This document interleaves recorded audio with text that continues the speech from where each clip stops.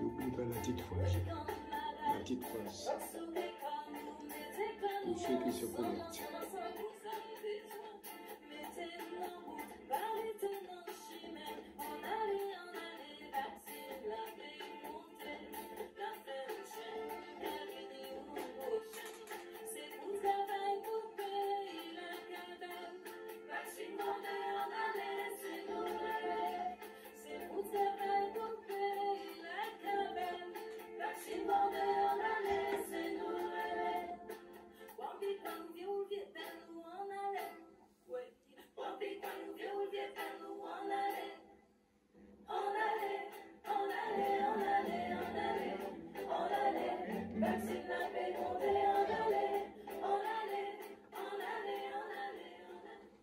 Bonjour à tous, bonjour à toutes, merci de votre fidélité.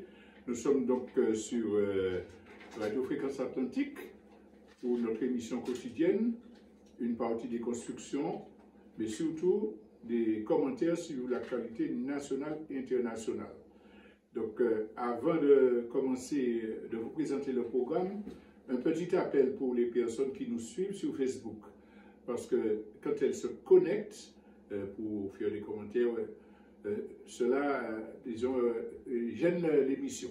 Donc nous vous demandons, si vous avez des commentaires à faire, de les faire strictement par écrit. Donc de ne pas faire de connexion qui puisse gêner le déroulé de l'émission. Alors voilà pour cette petite annonce. Et là, je voudrais vous présenter le programme. Nous allons parler du déroulement des élections européennes en Martinique hier. Pour ce qui concerne notre pays. Pour ce qui concerne l'international, nous allons insister sur la marche vers la dictature qui se renforce en France et en particulier au sein du Parlement. Et puis pour la déconstruction, nous allons porter un regard alternatif sur le passage de la flamme olympique dans notre pays. Alors commençons donc par le déroulement des élections européennes en Martinique. Les chiffres annoncés par la préfecture, les derniers, c'était la participation à 17 heures. Le scrutin est arrêté pour la plupart des bureaux de vote à 18 heures, puis quelques communes sont allées jusqu'à 19 heures. Donc le chiffre est susceptible d'évoluer de 1, 2, voire dans les cas les plus graves de 3%. N'empêche qu'à 17 heures, le taux de participation en Martinique était de 7,95%. En 2019, il était de 10% à la baie. Ça veut dire qu'il y a une déperdition des votes républicains, entre guillemets. Et donc, nous voulons faire un commentaire parce que dès hier soir, on a commencé à entendre des commentaires ciblant sur les raisons de cette faible participation. Alors, quelles sont, d'après ces grands commentateurs, les raisons? Ah, l'Europe est loin, on ne connaît pas. Les gens ne savent pas ce que l'Europe apporte dans notre quotidien, etc. Et je me rappelle encore que dimanche dernier, je vous disais, ce grand commentateur à la télé qui disait l'école, c'est l'Europe, l'hôpital, c'est l'Europe, la route, c'est l'Europe. Et, bref, et on s'en moquait un peu, avec juste raison.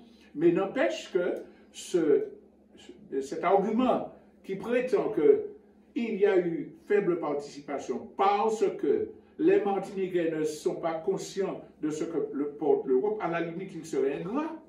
Et puis donc, les gens ne savent pas exactement. Alors, évidemment, ce n'est absolument pas la raison fondamentale. Autrement, on devrait se poser les questions. Comment? En 2019, il y avait 10% de participation. Depuis cela, il y a des campagnes de propagande pour expliquer l'Europe, des spots dans les médias martiniquais comme dans les médias internationaux tous les jours pour dire l'Europe, grâce à l'Europe, si ce n'était pas l'Europe, l'Europe. Et puis, les gens ne sont pas informés. Ça voudrait dire quoi? Ça voudrait dire que les gens sont des ignorants et qui sont devenus encore plus ignorants depuis 2019. Ça voudrait dire que les gens qui font la propagande, les partis politiques qui se battent pour l'intégration à l'Europe, sont totalement inefficaces, inutiles, puisque les gens ne savent pas. Et évidemment, c'est une insulte supplémentaire qui est adressé au peuple martiniquais. Le peuple martiniquais est parfaitement au courant des attitudes, des politiques menées par l'Europe. Pour preuve, dimanche dernier, nous avons fait toute une présentation de la façon dont l'Europe s'est construite, du rôle des lobbies. Alors, ces milliers de gens qui écoutent RFA sont des ababas, alors c'est une insulte. Nous avons fait cela, mais nous ne sommes pas les seuls. Il y a différentes organisations patriotiques qui, depuis la fameuse chanson des Ormeaux, où voici le loup, hein, se mobilisent. Il y a eu des forums contre l'intégration à l'Europe, il y a eu une marche contre l'intégration à l'Europe de toutes les communes. Donc il y a l'argumentation qui est portée et que les gens comprennent absolument en toute conscience et en toute responsabilité. Alors cette propagande qui veut faire croire, par exemple, que l'Europe c'est une chance pour nos étudiants qui vont dans Erasmus, ils peuvent aller à l'étranger avec des témoignages de quelques-uns qui ont voyagé. Est-ce qu'on peut s'imaginer que ça fera oublier tous ces étudiants-là qui n'ont pas possibilité d'ailleurs, dès leur sortie au lycée, d'avoir des filières qui correspondent à leur volonté, d'être inscrits, tous ces gens-là qui vont travailler en France dans des conditions absolument difficiles, tout cela vont oublier, je parle même en Martinique, les étudiants qui montraient la misère dans laquelle ils vivaient il y a quelques mois, tous ces gens-là vont devenir à baba devant l'Europe parce qu'il y a le programme Erasmus. On se moque du monde, on se moque du peuple martiniquais. On a parlé des étudiants. Alors, on va faire oublier que quand l'Europe donne une pistache pour que des voyages scolaires se fassent à l'étranger, nos enfants sont devant les supermarchés en train de faire des gens acheter des produits chez les commerciaux, les sociétés commerciales pour pouvoir avoir un petit pécule pour faire un voyage. Mais l'essentiel du voyage, c'est les familles qui le paient. On a donné un chiffre sur 25 000 euros, 20 000 euros par les parents, etc. Alors, 2 bourses Erasmus vont faire le peuple martiniquais oublier que les étudiants ne sont pas aidés, les lycéens ne sont pas aidés, dans leur grande majorité, que leurs professeurs ne sont pas remplacés, etc., etc. Ils ne peuvent pas oublier ça. On va oublier qu'à cause de l'Europe et des rapports coloniaux dans lesquels nous sommes, ces voyous-là vendent des billets d'avion à 1000 euros et empêchant que les gens aillent voir leur famille, aillent à des rendez-vous, à des obsèques, etc. Et ce n'est pas demander la continuité territoriale qui est la réponse, c'est dénoncer cela. Mais les gens le savent. Ce n'est pas la propagande de 2 jours d'un député européen qui s'empiffe qui va venir faire oublier. Les petits planteurs vont oublier que tout l'argent des subventions de la banane vont dans les poches des grands planteurs. Ils vont oublier ça. Qu'ils sont écrasés, endettés. Ils vont oublier ça. Et puis dire, ah, heureusement qu'on a l'Europe pour... Alors, évidemment, il y a une toute petite minorité de gens, soit parce qu'ils n'ont pas les éléments de connaissance, soit parce que politiquement, ils ont peur de faire le bon, qui vont dire, ouais, l'Europe, quand on va interroger dans les bureaux de vote, une personne, ah oui, je suis agriculteur, mais l'Europe donne des subventions. Ben, c'est une personne qui a des illusions insensées. Mais ça s'explique par le fait qu'elle soit dans le bureau de vote, qu'elle fasse partie des 7,95%. Mais les petits planteurs, les gens savent que ce n'est pas vrai, que l'Europe n'est pas une solution au problème de l'agriculture martiniquaise. Donc, tous ces gens-là sont conscients que c'est du baratin et ils voient que le gouvernement français, Macron et l'Europe, du jour au lendemain, trouvent des milliards et des milliards pour donner à l'Ukraine. Des milliards et des milliards pour envoyer des avions de chasse. Et puis, quand il s'agit de santé, de retraite, on nous dit, ah, on ne peut pas payer. on prend des lois pour dire que les chômeurs seront moins indemnisés en les criminalisant. On prend des dispositions pour que si vous avez un congé de maladie de moins de 8 jours, vous n'êtes pas remboursé. Et puis on prend des milliards pour envoyer pour Zelensky qui, rappelons-le aux gens qui croient à Zelensky, que Zelensky appuie massivement les criminels israéliens qui tuent les barbares. Il dit bravo, soi-disant c'est contre une agression étrangère qui lutte, mais il soutient pleinement. Il y a même des soldats ukrainiens qui ont atterri en Syrie pour lutter contre Bachar el-Assad. Et puis on lui donne des milliards, et puis on vient nous dire l'Europe va vous donner, restez dans l'Europe. Le peuple martiniquais n'est pas au courant de ça, il ne voit pas les médias, il n'entend pas les émissions. Le peuple, en toute connaissance de cause, a fait un choix absolument intéressant. Imaginez un instant que 80% des gens aient été votés pour les élections européennes hier. Tous les médias, sans exception, auraient dit c'est une preuve que les Martiniquais se sentent européens, ils veulent rester dans l'Europe et que les indépendantistes sont des rêveurs rejetés par la population. Ils n'ont pas tiré du peuple à couillon, ils n'ont pas tiré l'idée du peuple informé. Mais comme leur stratégie n'a pas marché et que le peuple martiniquais, de plus en plus conscient, et montre qu'il ne se sent pas européen, de plus en plus il se sent caribéen, il se sent martiniquais, et il sait que les solutions viendront de lui, il ne tombe pas dans les pièges, notamment dans ce fameux piège. On en parle de moins en moins, mais c'est un devoir civique. Il faut remplir son devoir de citoyen. Et on s'est battu pour avoir le droit de vote, et puis il y a des gens qui ne votent pas. Mais on sait très bien qu'on s'est battu contre les mêmes personnes qui sont au pouvoir pour le droit de vote, mais qui se sont organisées pour truquer les élections à tous les domaines, avec des financements massifs pour leur parti, avec des obstructions contre les candidats, avec des services des médias qui discréditent l'extrême gauche et qui les diabolisent, qui les insultent. Donc, ils manipulent les esprits. Ce n'est pas un esprit, ce n'est pas une question de démocratie. Souvent, je prends cet exemple, si vous permettez. On s'est battu aussi pour le droit de circulation, puisqu'en Martinique, on n'avait pas le droit de sortir d'une commune à une autre sans le livret guédon, etc. On s'est battu pour avoir le droit de circulation. Alors, est-ce que ça veut dire que bonhomme de l'étranger arrive chez vous et puis vous dit, monsieur, mardi, je veux que vous alliez à Sainte-Anne. Vous n'avez aucun intérêt, vous n'avez aucun besoin, mais j'exige. Et si vous n'allez pas à Sainte-Anne, ça veut dire que vous bafouez le droit de circulation pour lequel nos ancêtres se sont battus. C'est n'importe quoi, mais il n'empêche que le peuple ne tombe plus dans ces genres de manipulation. Et c'est une victoire de la conscience martiniquaise, de notre dignité. Le gouvernement français et l'Europe ne pourront jamais dire « je fais ça dans ce pays-là parce que les gens sont d'accord, ils ont voté pour nos candidats en fonction de leur programme, etc. » Non. Au niveau international, nous pouvons dire « ils ne nous représentent pas ». Alors évidemment, c'est une étape victorieuse pour nous, encourageante. Mais ça ne suffit pas. Une fois qu'on a montré qu'on n'est pas eux, il faut faire des choses qui montrent que nous sommes nous.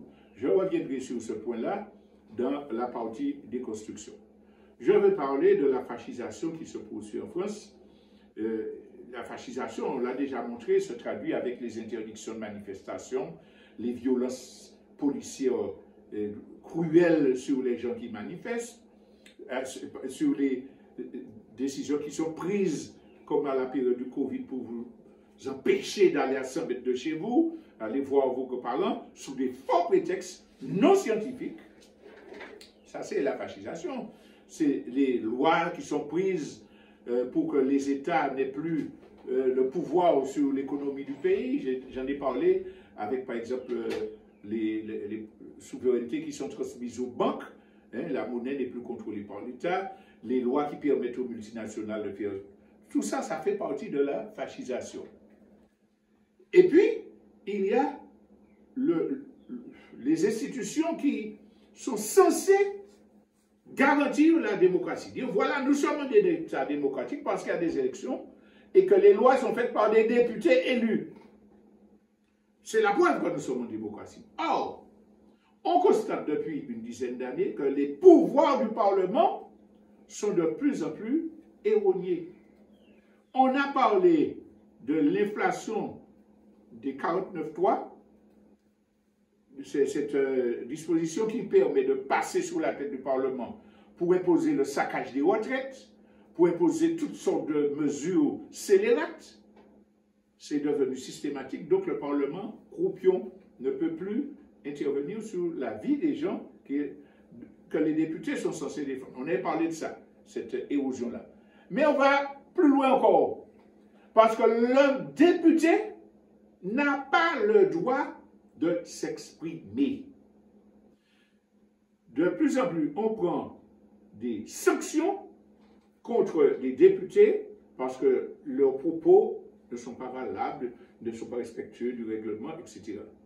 Alors que les ministres qui viennent, des représentants du gouvernement qui viennent au micro répondre aux questions, s'autorisent toutes les insultes du monde contre les députés qui ont posé les questions et que ça ne pose aucun problème. Ils ne sont pas sanctionnés. Cette grosse introduction pour dire qu'un député de la France Insoumise vient avec un drapeau palestinien pour dénoncer un massacre de civils, un génocide soutenu par les gouvernements occidentaux, dont le gouvernement français. 15 jours de suspension, vous n'êtes plus député pendant 15 jours. Vous avez enfreint le règlement. Du tac au tac, la France Insoumise fait circuler une vidéo dans laquelle la dame qui a pris cette sanction-là, la présidente de l'Assemblée, est à la tribune avec un drapeau israélien cousu sur son veston. Elle devrait être expulsée pour 15 jours également. Mais vous vous souvenez qu'on a déjà vu des drapeaux ukrainiens jaunes et bleus à l'intérieur du Parlement. Alors, quand il s'agit de complices des impérialistes, on peut exhiber des choses. Mais quand il s'agit de défendre des causes populaires, ça devient un non-respect du règlement qui mérite sanction. C'est une forme de dictature, puisqu'après avoir cadenassé la société à l'extérieur, on cadenasse le droit à l'expression des députés à l'intérieur. Alors évidemment, les députés français de l'opposition, notamment de gauche, ne se sont pas laissés intimider, puisqu'il y a une autre députée qui est venue avec le Parlement, mais que l'ensemble des députés France Insoumise est revenu avec des vêtements blancs, verts, rouges, pour reconstituer, simuler le drapeau palestinien. Ça veut dire que c'est une bataille qui est menée. Espérons que les députés français et que le peuple français seront suffisamment au combat pour défendre les droits. Mais la question, c'est qu'on n'a plus la liberté d'expression.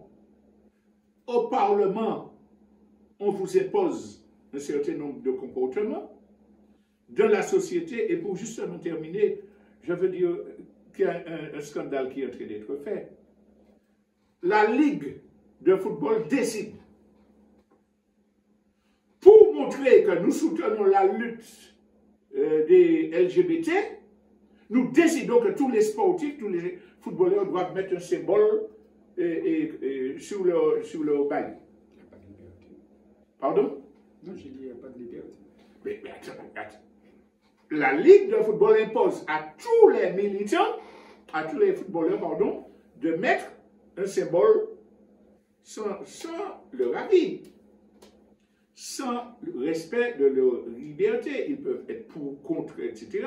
Mais au nom de quoi? Personnellement, je dis qu'il faut se mobiliser pour que les LGBT ne soient victimes d'aucune sorte de discrimination.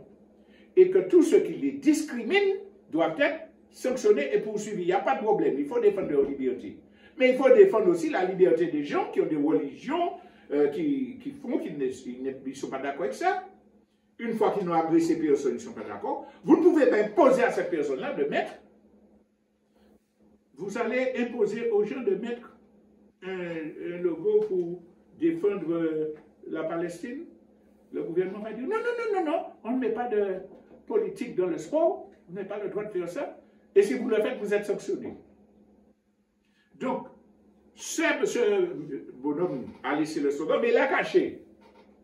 Il est sanctionné. Et puis des organisations de LGBT vont porter plainte parce qu'ils incitent à la haine transgenre.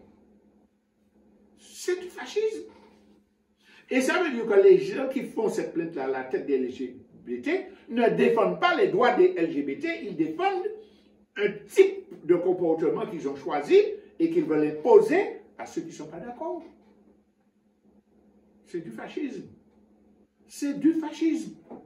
Alors, je ne reste pas plus longtemps sur ça, mais c'est que je voulais insister à partir de l'exemple du Parlement que ce n'est pas une vue de l'esprit que de dire que les sociétés occidentales, et particulièrement la France, se fascisent. Les résultats des Européennes prédisent déjà une poussée de l'extrême droite dans l'ensemble de l'Europe. Quittons cette Europe qui ne cesse de massacrer l'homme et au nom de la civilisation. Je vous renvoie la citation de Césaire. Et le plus vite sera le mieux. Donc là, nous allons faire une petite respiration musicale parce que nous allons aborder la déconstruction sur la femme olympique et qui risque d'être un petit peu longue. Donc voilà.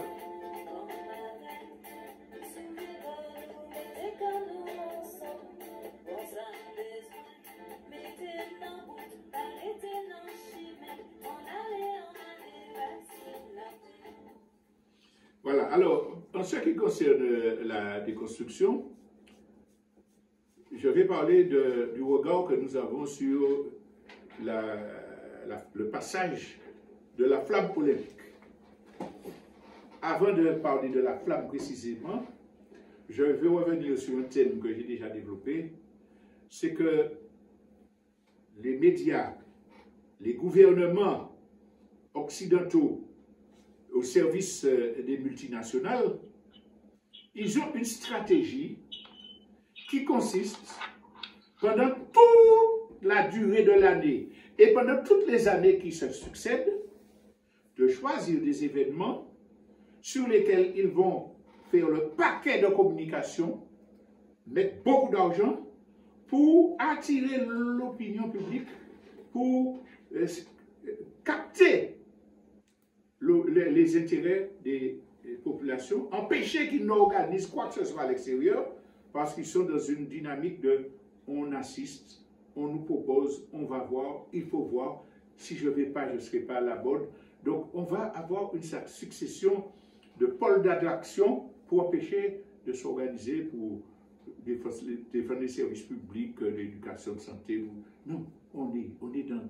Alors, concours de Miss Univers, Miss ceci.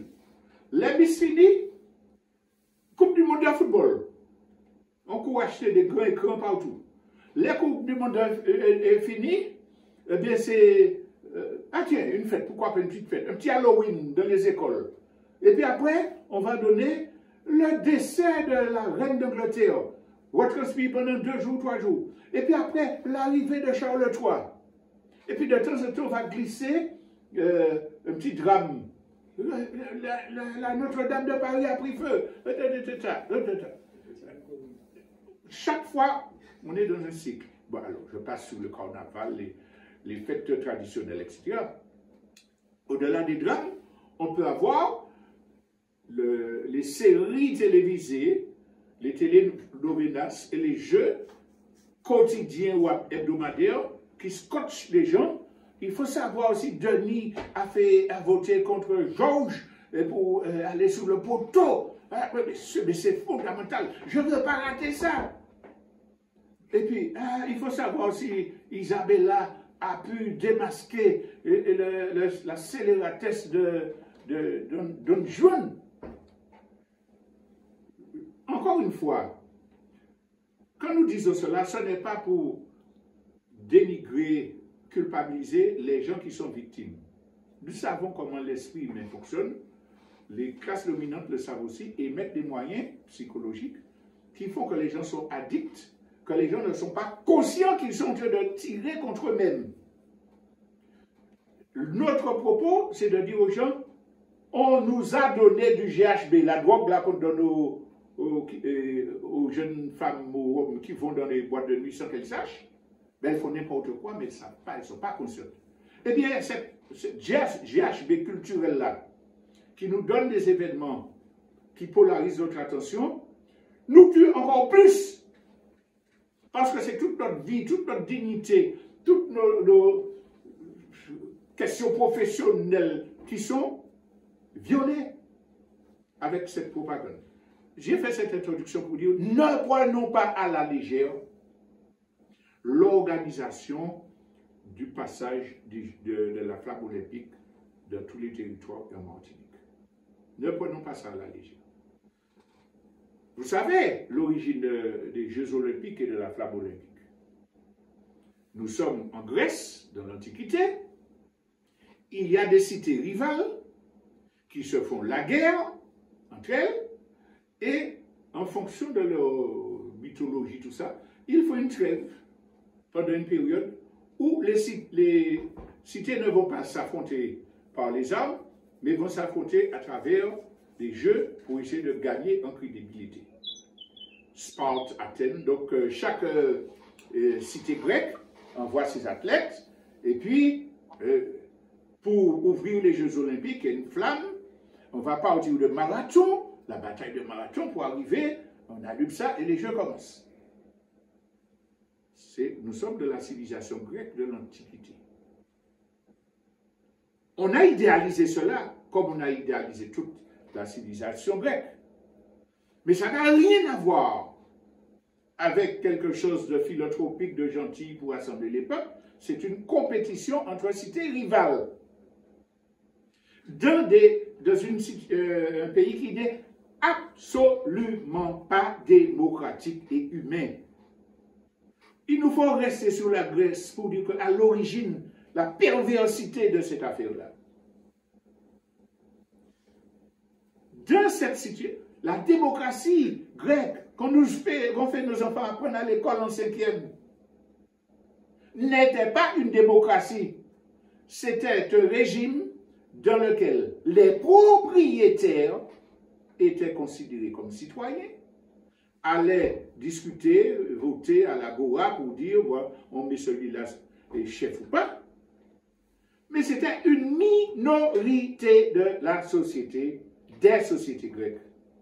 Parce qu'à côté, il y avait les femmes, qui étaient considérées comme des mineurs, qui n'avaient pas le droit de parler, qu'on pouvait répudier, vendre, etc.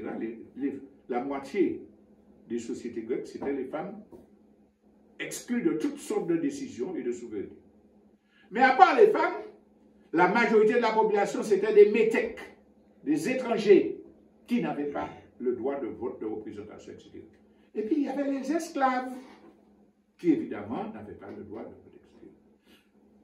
Voilà. D'ailleurs, quand on nous dit que l'Europe est héritière de la Grèce, de la grande civilisation grecque, elle a raison de dire, mais avec tous ces travers, avec ces inégalités. Alors, on s'arrête déjà à cette racine qui produit les Jeux olympiques. Parlons des athlètes.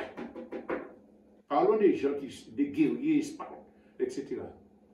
Quand nous étudions en histoire la civilisation grecque, dites-moi, un de vous qui est passé en 5e, est-ce qu'on vous a dit que quand des enfants naissaient handicapés, ils étaient tués? Est-ce qu'on vous a dit que quand l'enfant commençait à devenir un adolescent, il sortait de la famille pour aller dans les centres justement où on l'apprenait à se battre, à se défendre, à voler, à se débrouiller si vous êtes seul, comment voler? C'était ça, l'idéal grec. Et donc, quand le stage était fini, le test pour montrer qu'on était devenu un guerrier consistait à être lâché dans une région et puis il fallait tuer 2 personnes et revenir vivant. Mais la civilisation grecque, idéal, fondateur de ce qui se passe en Europe, fondateur des Jeux Olympiques que nous allons célébrer. Est-ce que nous apprenons ça? Est-ce qu'en notre âme et conscience, on ne doit pas se poser une question? Devons-nous continuer à propager ce mythe, à rentrer dans cela? Est-ce qu'il n'y a pas une façon plus humaine et avec des bases plus sereines de montrer l'idéal sportif? Mais on va plus loin. Parce qu'après les Jeux Olympiques, Grecs disparaissent, c'était fini. Et puis, qui c'est qui a dit bien, relançons les Jeux Olympiques? Vive Coubertin, Stan Coubertin, etc. Donc, on relève. Mais c'est l'Europe qui utilise les Jeux Olympiques dans le sens où toutes les classes dominantes utilisent les événements sportifs, panem et circenses, du pain et des jeux de cirque à Rome, etc., pour capter l'attention des populations. Donc, Chamberlain, l'Europe relève cela.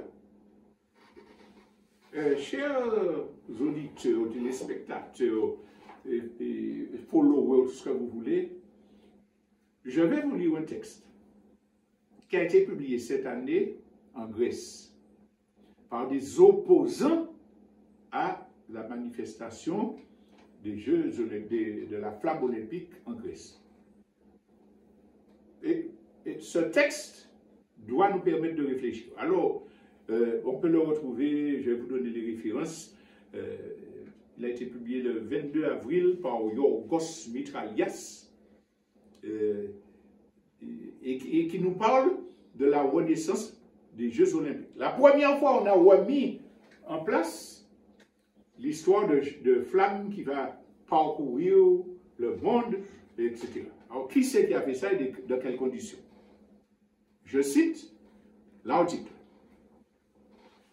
Débordant de fierté nationale, les médias grecs, secondés par les autorités grandiloquentes du pays, ne manquent pas l'occasion de présenter cette véritable reconstitution d'une cérémonie nazie, à savoir la soi-disant cérémonie d'allumage de la flamme olympique à Olympie, comme preuve de la grandeur et de la continuité historique de la nation grecque. Et avec elle, de présenter aussi ces accessoires, comme par exemple la première torche olympique. Donc en Grèce, on a montré la première torche qui avait été fabriquée quand la cérémonie a été remise à l'honneur. C'est une petite parenthèse. Donc, la première torche olympique qui, comme nous le lisons, a été remise au maire de Marathon lors d'une magnifique cérémonie qui comprenait une course au flambeau symbolique depuis la ligne de départ historique de Marathon jusqu'au musée de la course de Marathon. Détail significatif qui est bien sûr systématiquement passé sous silence, car considéré comme secret national. La première torche là, qu'en avril, on a présentée pour commencer tout le cinéma que nous avons, la première torche, cette première torche, inspirée par Goebbels, le ministre de propagande de Hitler, fabriquée par Krupp, l'entreprise qui fabriquait l'essentiel de l'armement, a été allumée à Olympie avec une chorégraphie qui reste la même à ce jour, due à la metteuse en scène officielle d'Hitler, la tristement célèbre Leni Riefenstahl. Vous avez compris? Là, la flamme que nous allons recevoir, il y a eu une cérémonie en Grèce pour renouveler le cérémonial. Et à cette occasion-là, on remet au maire la première torche qui avait été allumée quand on a décidé de recommencer cette affaire de flamme olympique. cette torche-là qu'il a en main a été dessinée par Goebbels, fabriquée par Krupp et présentée par la metteuse en scène officielle d'Hitler, Leni Riefenstahl. Là. Donc c'est ça, c'est ça qu'on a montré aux gens. Force est de constater que cette première torche a connu des moments très difficiles en 1936. Donc cette torche qu'on montre, quand la première fois que les nazis l'ont fait circuler en 1936, rappelez-vous les Jeux Olympiques en Allemagne ou à Berlin, où le noir américain avait gagné et puis il était sorti parce que Ned ne pouvait pas. Bon, donc la cérémonie de 36. Eh bien, lorsque cette flamme-là est partie pour traverser, je reprends sur l'article d'un petit moment, pour traverser, faire tout son périple, hein, donc, quand ça s'est fait, c'est la madame Leni Riefenstahl qui organise ça. Et je reprends la lecture. Force est de constater que cette première torche a connu des moments très difficiles en 1936, lorsque des citoyens tchèques ont lapidé les personnes germanophones de la flamme qui traversaient leur pays.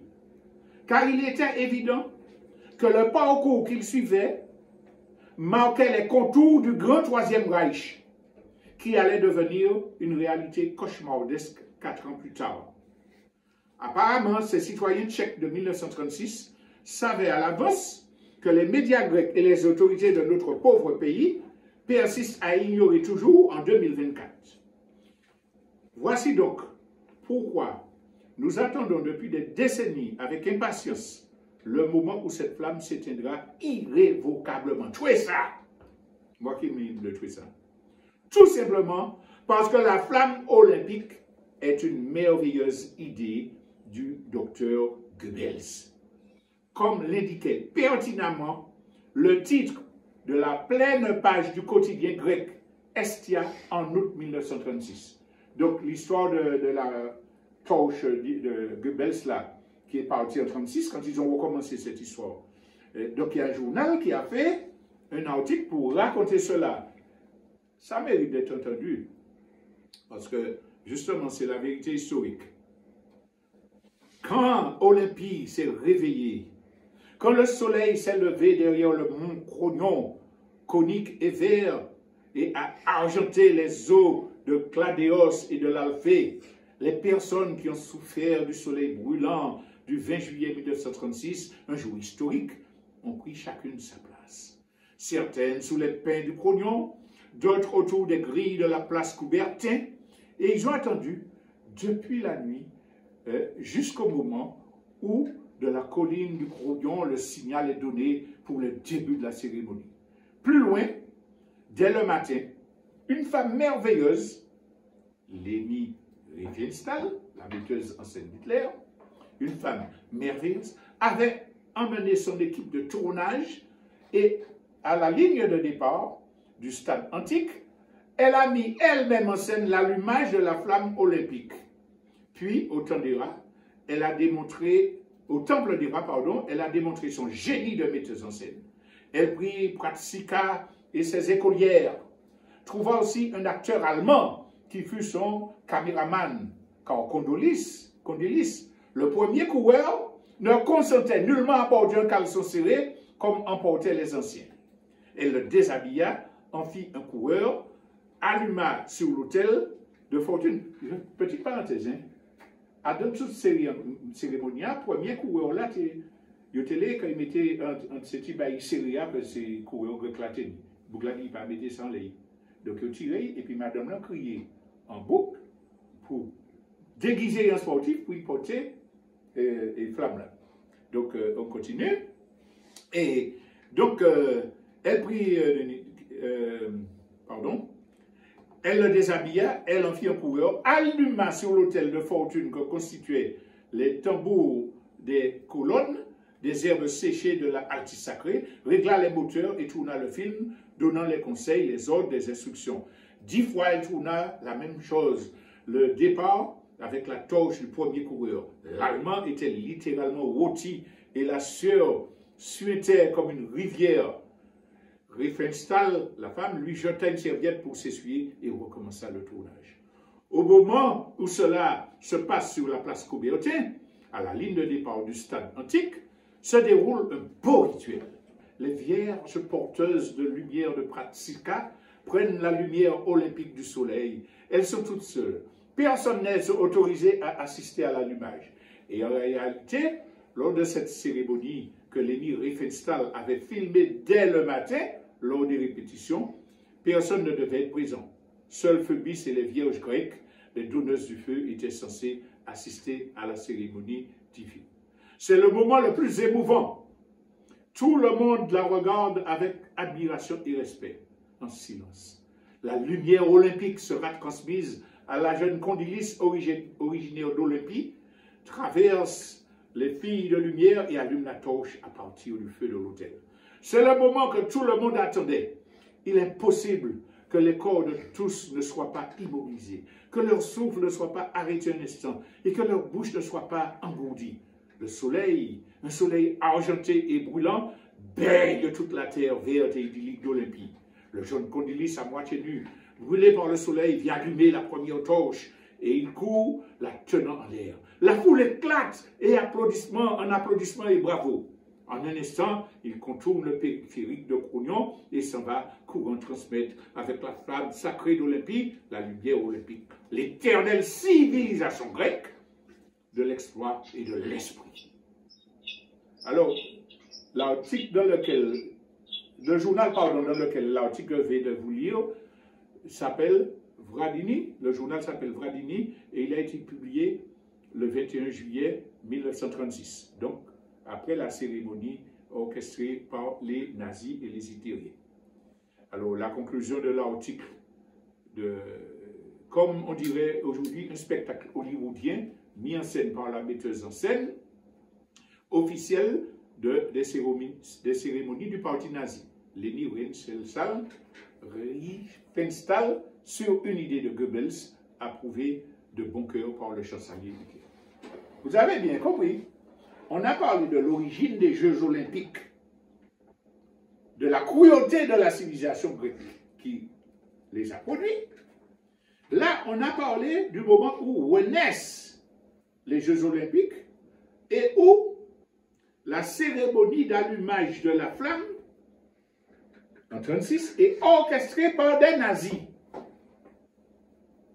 Et on a signalé au passage que le chemin qu'ils faisaient préfigurait les contours du 13e Reich allemand. Si nous ne savions pas, ça fait pas longtemps que j'ai su ça. Si nous ne savions pas, ce n'est pas de notre faute. Mais quand on sait, est-ce qu'on n'a pas le droit de dire que devons-nous faire aujourd'hui? Parce que cette nouvelle édition-là, c'est exactement, je prends mes responsabilités en le disant, c'est exactement une réédition de la volonté suprémaciste et scélérate des nazis qui est là en train de se faire. Pourquoi la France a-t-elle décidé de faire la flamme olympique passer au Canada, dans tous ces territoires qu'elle domine? Dans son quatrième Reich, c'est pour dire 1000 territoires, mais c'est moi qui mets. C'est à moi, c'est moi qui décide de ce qui se fera. Soit dit en passant, les Kanaks lui ont donné une belle calotte parce qu'avec leur résistance, ils ont été obligés d'annuler ce passage-là. Mais c'est une volonté de montrer le suprémacisme occidental français. Ils ont contourné. Et puis, donc, on va aller là, on va faire ci, on va faire ça. C'est une réédition de ce qui s'est fait en 1936 qui est là. Nous partons ça, mais je dis à nous savons. Alors, dans les manifestations qui vont se faire, il y aura deux types de manifestations. Une ouverte au public et l'autre où les espaces sont fermés. Parce que dans ces espaces-là, on veut privilégier les sites d'appel pour le tourisme international et la grandeur de la France. C'est eux qui le disaient, on veut privilégier. Pourquoi on met à part? C'est parce que l'objectif là, c'est de privilégier certains sites. Pas le peuple martiniquais, hein, certains sites. Parce que nous serons ils veulent nous déposséder de notre pays. Donc il faut qu'ils préparent un pays où c'est eux qui bénéficient du lycée Seychelles, des retombées touristiques. Vous avez déjà vu que sur beaucoup de lieux touristiques, ce sont des Français qui tiennent restaurants et commerces, qui vendent des souvenirs ou des mailles. Je ferme la vente. Donc c'est une volonté de suprématie. Nous ne pourrons pas en vouloir aux gens qui ne savaient pas, y compris les élus, et puis qui ont cru que ça pouvait être un produit d'appel pour la Martinique, mais maintenant nous le savons. Qu'est-ce que nous allons faire?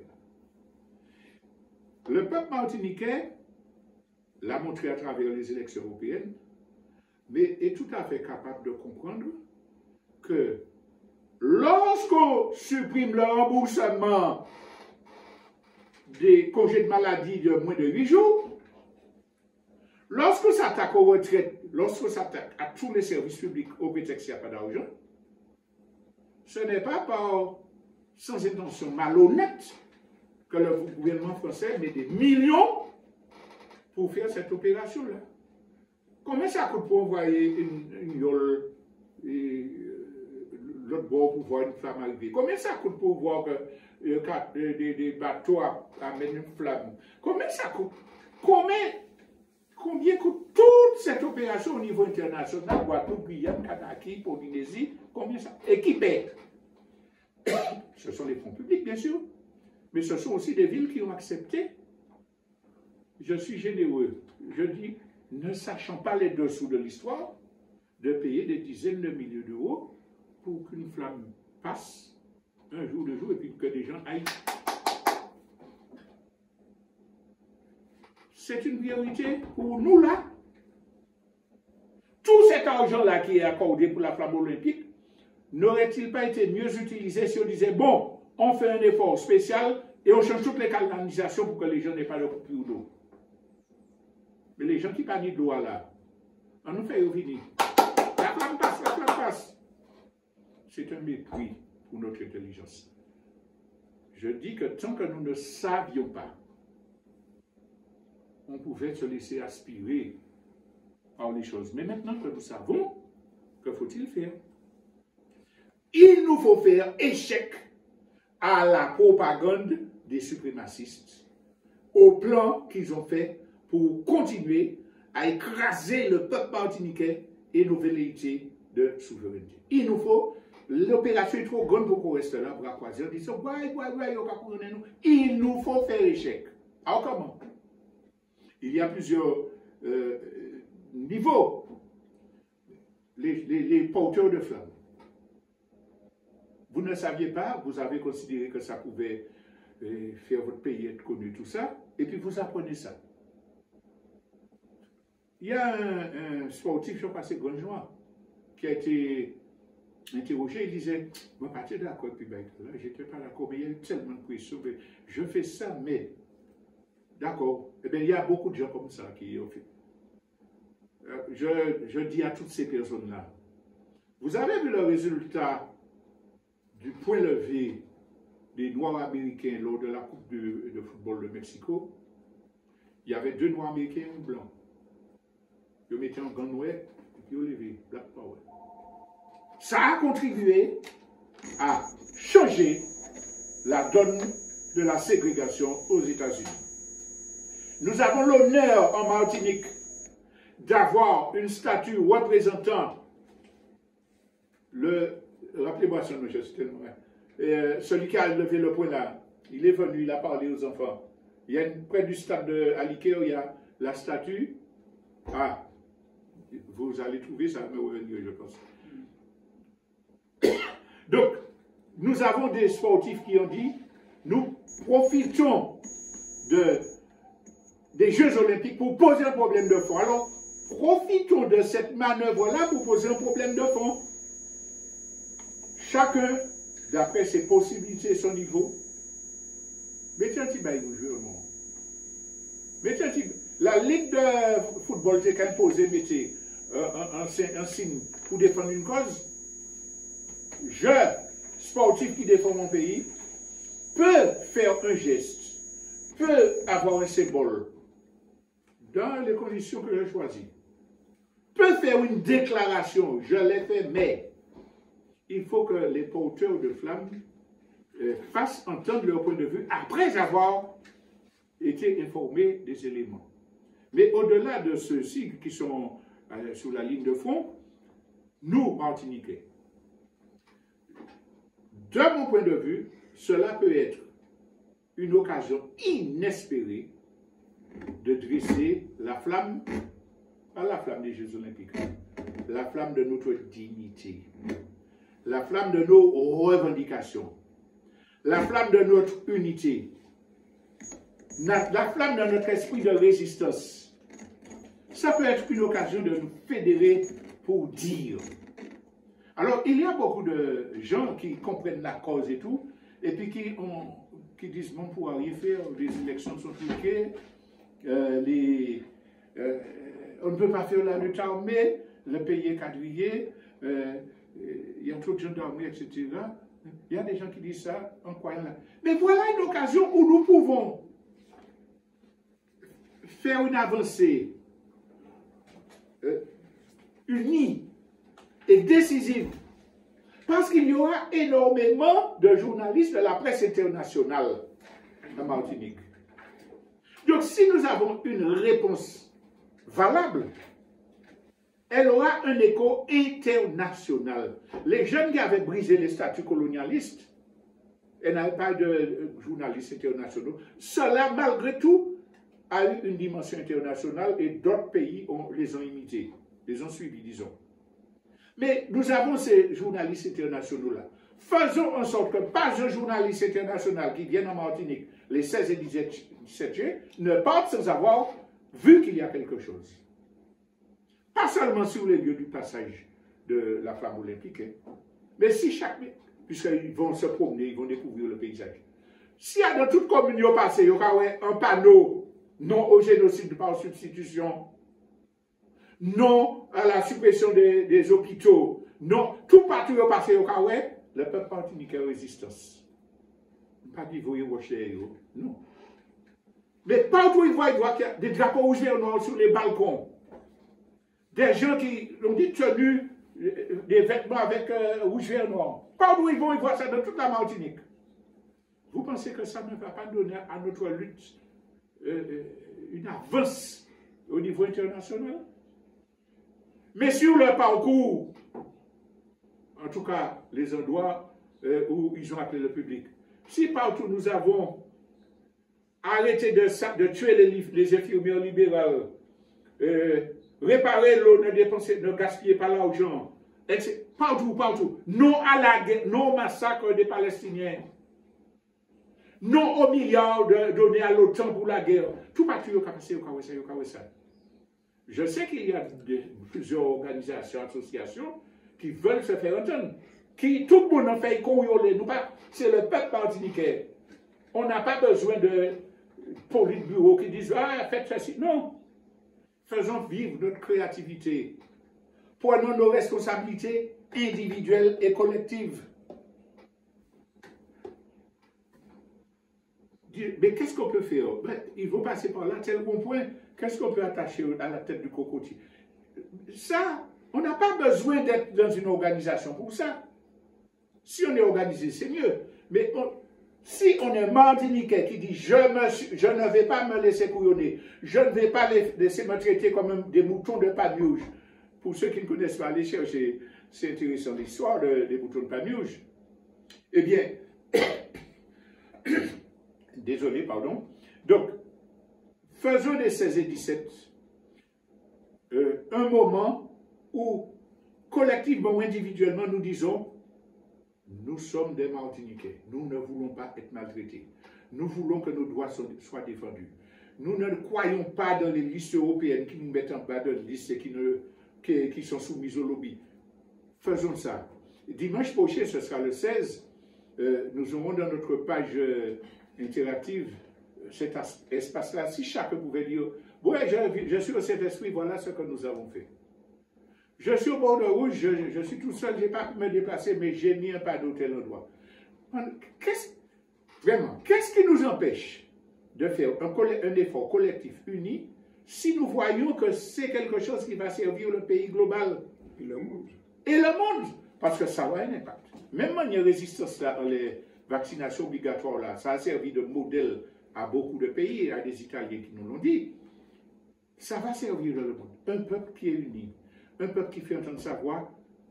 On n'est pas terroriste, on ne fait pas par les voies terroristes, on n'a pas confiance dans l'élection, mais on a un moyen là. Franchement, si nous n'avions pas les éléments concernant le côté hitlérien de cette histoire et les objectifs de l'État français, nous aurions pu dire, bon, mais nous avons eu bagaille. Mais là, nous allons bagaille là, sans nous pas faire rien, nous avons baillé chez nous. Nous avons lutter contre le pays.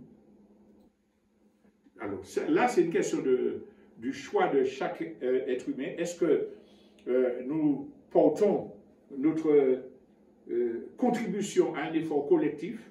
Est-ce que nous envoyons un signal? Quand j'ai dit que le signal de l'abstention, c'était bon pour dire que nous parlons, mais c'est pour on a un signal pour dire ce que nous voulons.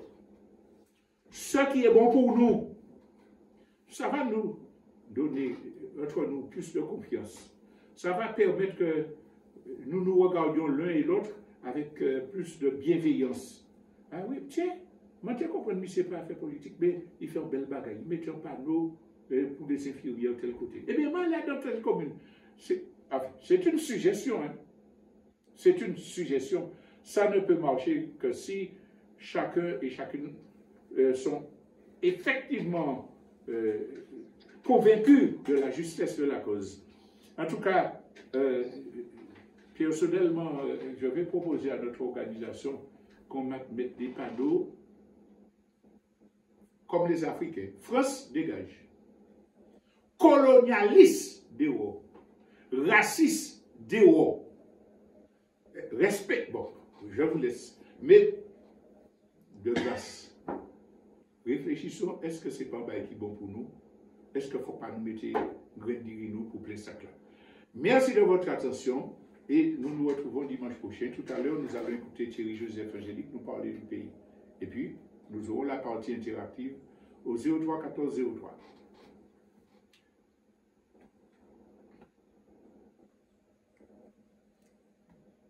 Quelques secondes pour le jingle. Oui, c'est tout.